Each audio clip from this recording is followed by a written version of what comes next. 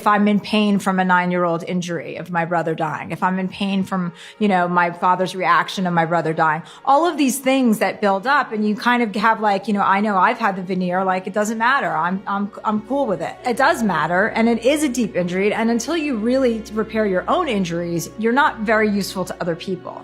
So if you want to have a meaningful existence or life, and I want to do things that are impactful and make change, then I need to get real about it, And so I had to get real with myself, which I thought I'd been being real forever. And then I was like, ugh, gross. I have to unpeel this. Like it's such a cliche also. Like me, turning at 40 and going my midlife crisis and all of this identity discovery, what my identity is and my identity crisis. So it's all like blah, blah, blah, blah, blah. But I figure, you know what? I've made a career out of oversharing. This is something worthwhile because not everybody can afford it. So we all are recovering from some injury we had, as a child.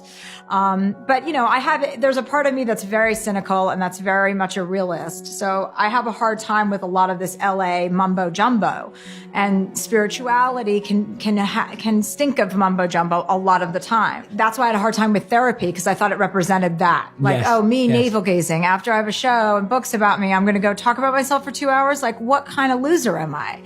So that's, it was all about ego. Like, I can't, it's too much. You know what I mean? I'm a narcissist. Yeah. When I realized I had to go see somebody, it was after the election, and I just had such outrage, and my anger was at a 10 all the time. And I couldn't work. I couldn't focus on anything but the news and this 24-hour spin cycle that it created. And I just was like, oh my God, I have to harness this anger into something powerful and good, not this. I can't be this way all the time. And they were like robbing me of my life, this administration, and I allowed them to. And I was like, no, I'm not doing this. So I went, there for that. And what I uncovered through seeing this psychiatrist, because for the first 3 sessions, all I did was bitch and moan about Donald Trump. And I got a lot out of it. I would have paid him more. But after 3 sessions, we started to get real and started talking about what Donald Trump's presidency represented to me, which was an unhinged childhood when things were completely out of control. So for the first time in my adult life, things felt completely out of control. And it reminded me of my brother going off and saying he was going to be right back and dying. That was the other time my life was out of control. So that's why it triggered all this stuff on me.